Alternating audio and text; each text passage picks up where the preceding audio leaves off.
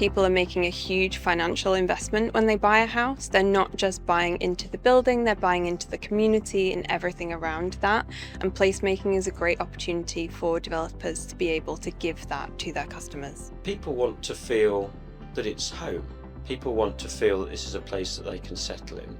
For us, that's about a welcoming environment. That's about the spaces between the buildings being inviting, well cared for, well landscaped, but thought about in terms of ease of movement throughout the scheme, whether that's walking or cycling.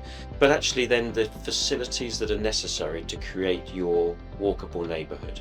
I think you need to be thinking not only about the buildings, but the spaces that the buildings are framing. That's an important part of it.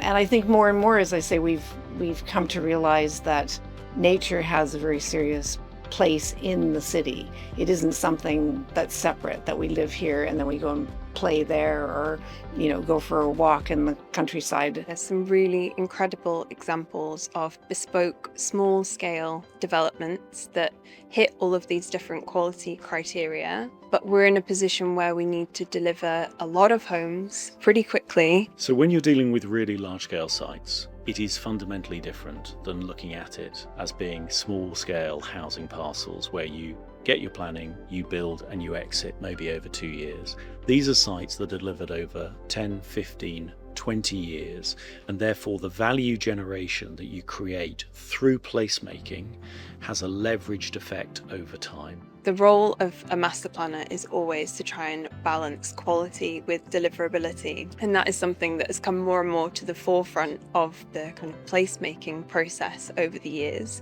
We're in a very constrained situation in terms of housing delivery.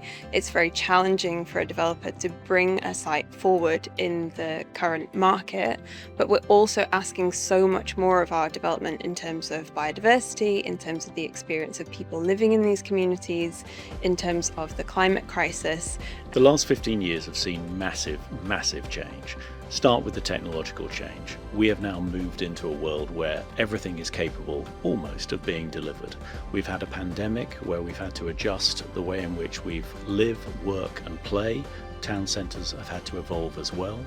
And in effect, our planning system has struggled to keep up. I feel though the big challenge though is that people at home now are more aware of what's around them, because they're there during the daylight, they're there for whole days during the working week.